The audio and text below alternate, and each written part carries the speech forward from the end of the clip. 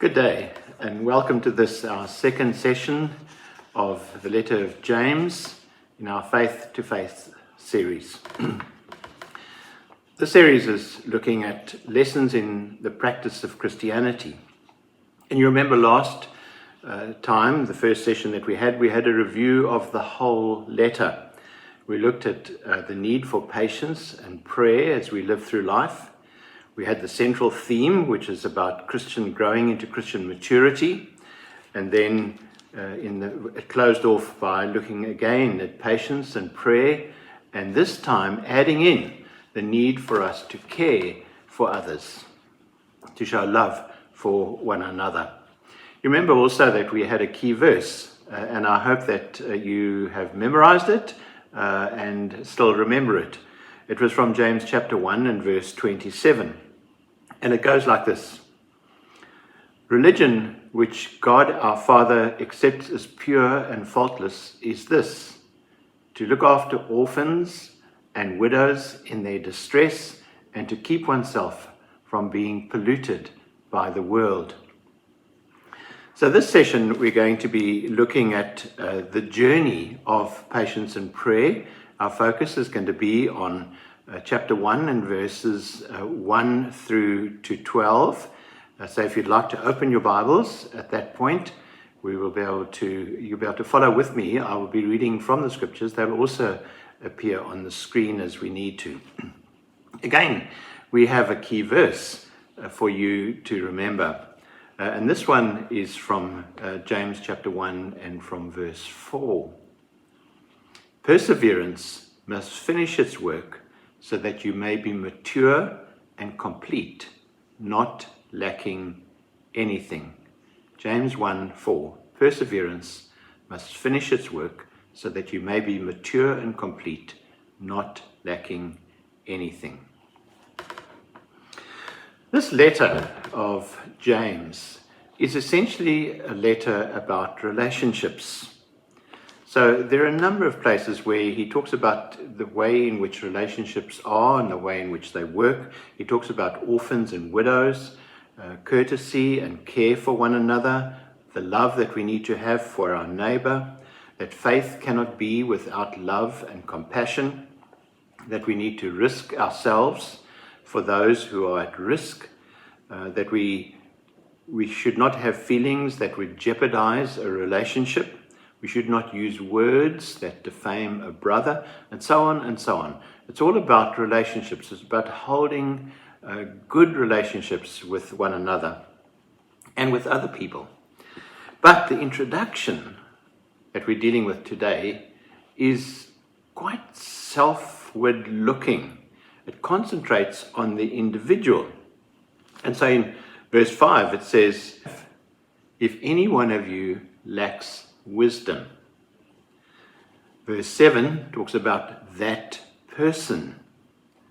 Verse 9 to 10 talks about the believer being rich or poor.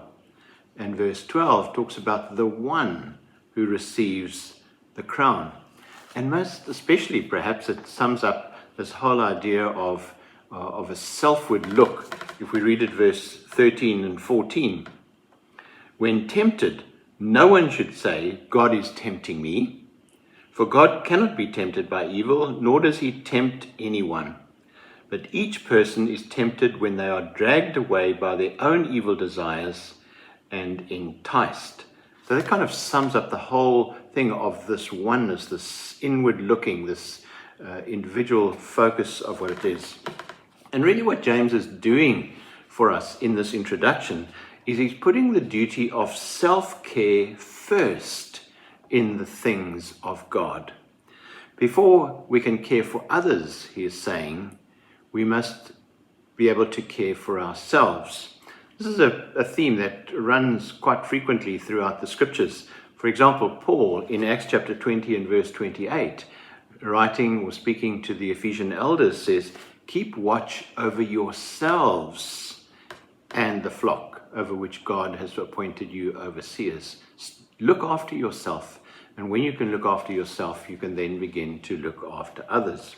Before I can take anyone down a path, I must be sure that that I am on that path myself, that I know the path and that I can walk that way.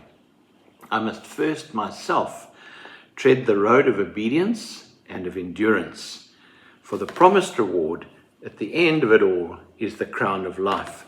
So in verse 12 it says for us, blessed is the one who perseveres under trial. The one, this is about you and me, is us as individual Christians. Blessed is the one who perseveres under trial, because having stood the test, that person will receive the crown of life that the Lord has promised to those who love him. So it's really about caring for ourselves. It's about making sure that we are first right. And so our first part of our session today is going to be looking at verses 2 to 4. So let's read it.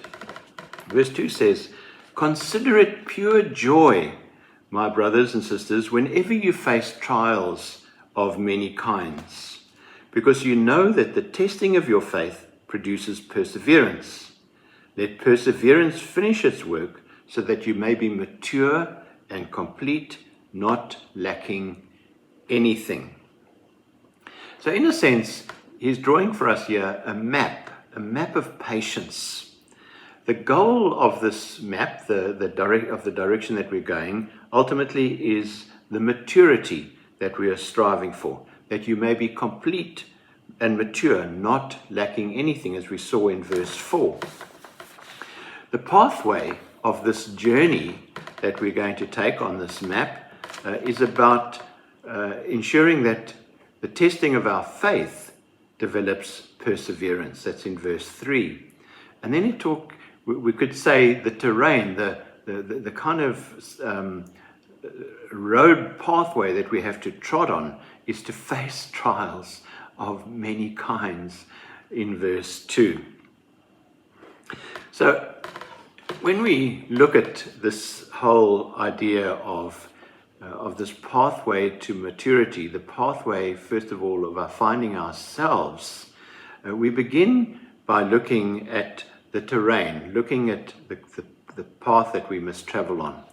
And James says to us that it is a place full of danger, trials of many kinds. And that reminds me of a book, you might even have read it yourselves, by Hannah Hurnard, called Hind's Feet in High Places. So Hannah Hurnard wrote this book. It's an allegory, and it's a story of a very difficult journey over very difficult places. And the whole book is really built around Habakkuk chapter 3 and verse 19, which says, he puts my feet like the feet of a deer. He enables me to tread the heights. He enables me to tread the heights. It's about trusting God in these struggles of life. And so the trials that we face really are there to test our genuineness of our faith. You know, if we have problems in anything, it will cause us to want to leave that thing. And so much more in the realm of faith. Motyer says, we say that we believe that God is our Father, but as long as we remain untested on that point, our beliefs will fall short of steady conviction. We need to be tested. And that's a hard journey. That's a hard thing for us to face. And we're going to have some discussion about that at the end of this. So the pathway, the place that we travel on, verse 3 says, the testing of your faith develops perseverance. And James tells us in verse 3, he says, because you know that the testing of your faith produces perseverance. We know that it does that. We see that in many aspects of life. We know that marriages that have lasted a long time need a lot of perseverance. And oftentimes, people don't want to persevere. They don't want to keep on keeping on. They just want to pack it up because it's just become too hard. They want to give up.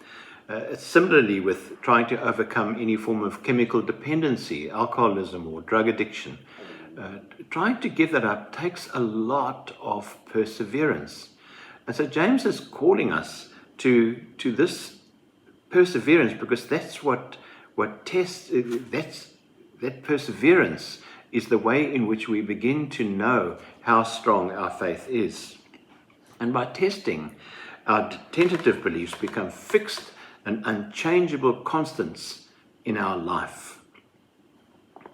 The goal of all of this is maturity. So in verse 4 it says, so that we may be mature and complete, not lacking anything. And James links this goal, or this maturity and the pathway, with the word perseverance. And he says that this perseverance must finish its work. In other words, we have to go all the way through. It's a very difficult word to translate, the word that has been translated into perseverance. We might say it's like stickability. It's about going through right to the end. It's about enduring the enduring, as Jesus endured the cross. And so we must go right through the point where everything is finished. Not just to the end, but past that. We've got to go past that. That's what this word perseverance means. And being mature or perfect is the same word that Jesus uses in Matthew chapter 5 and verse 48, where he says, be ye perfect, even as your Father in heaven is perfect.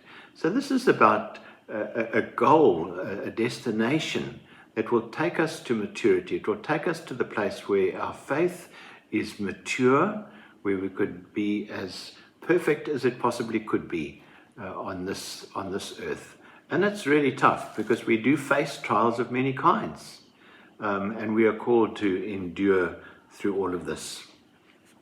So how do we do that? Well, we have some energy for this journey that we are called to do, and that takes us all the way back to verse 2. He says, consider it all joy, or count it all joy, my brethren, when you face trials of many kinds. Everything must be considered as a joy. All the trials, all the calamities, all the pressures. And that's really hard for us to do, to consider those things joy, because so often we just want to give up. And that's why James keeps on with this word persevere, endure the enduring. Nothing is outside the plan of God. Everything, says James, is a stepping stone to glory, and treat it as joy. Treat it as joy. Each successful endurance of a trial is a part achieving, a part attaining of the ultimate reward. You will know this hymn. George Duffield was the writer of the hymn. The hymn is Stand Up for Jesus. And particularly I want us to look at the last verse of that one. He says, this day the noise of battle, the next the victor's song. To him that overcometh, a crown of life shall be. He with the King of glory shall reign eternally. This day the noise of battle, the next the victor's song. It's a real challenge to our way of thinking. You know, we so often see holiness, sanctification, perfection, victory over sin, and so on, as a kind of an inner transaction that we have with God, sometimes even expecting instantaneous results. But James gives us an uphill road full of thorns and bumps and trials of many kinds. And the benefits are hard won through our perseverance, and they are not easily received. But then isn't Jesus our example? The food for this journey that we take, that James is leading us on, is wisdom. And so he's linking two things. He's linking lacking nothing with lacking wisdom. And he's saying, if you lack wisdom, ask God. James is saying that if we need anything for this journey, it is wisdom, and that we should ask God for it. We should pray.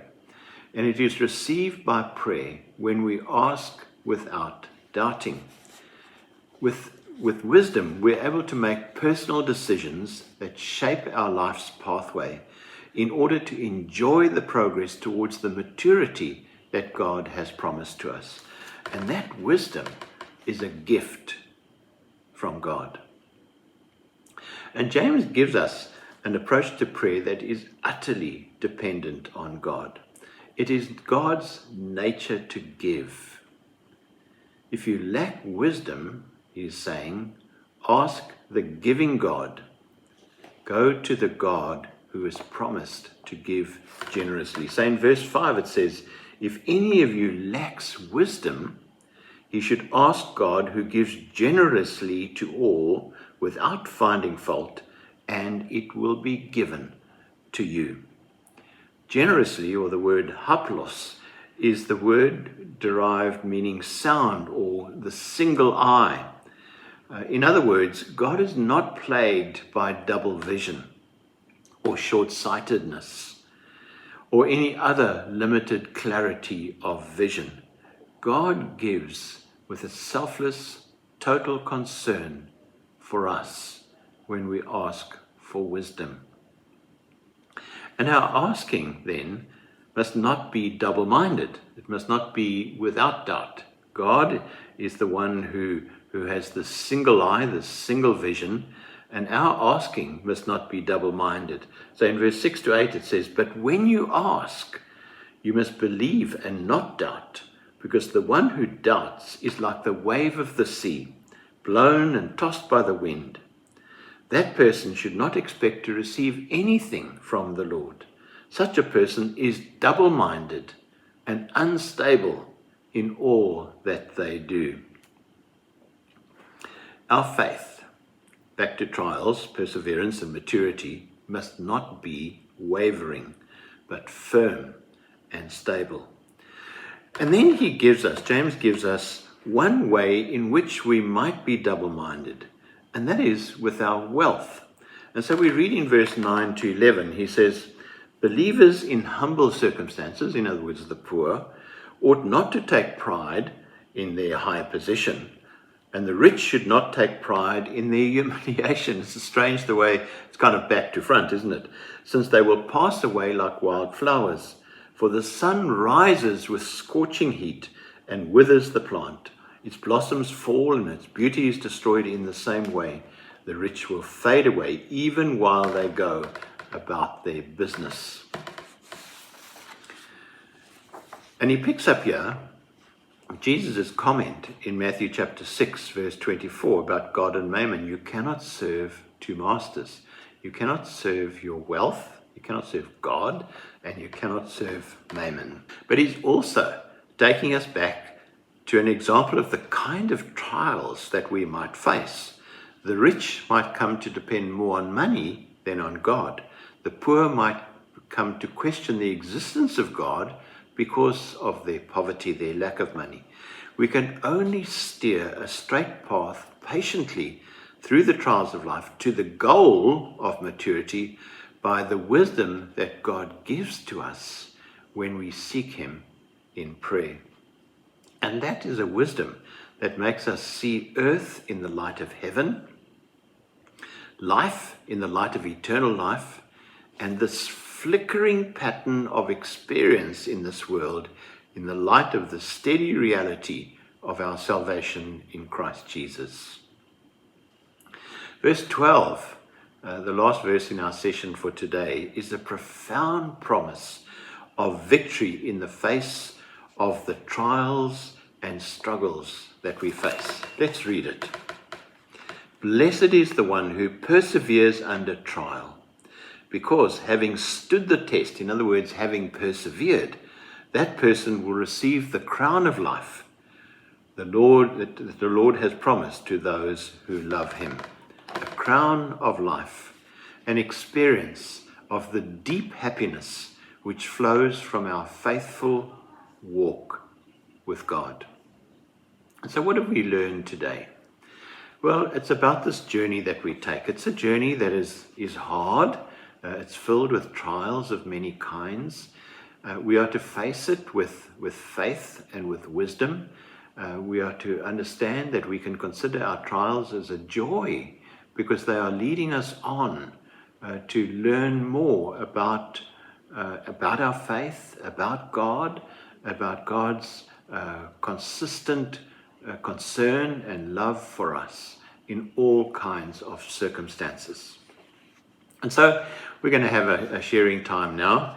And these are the two questions that I have for you. One, what kind of trials might we face which test our perseverance? What kind of trials might we face which test our perseverance?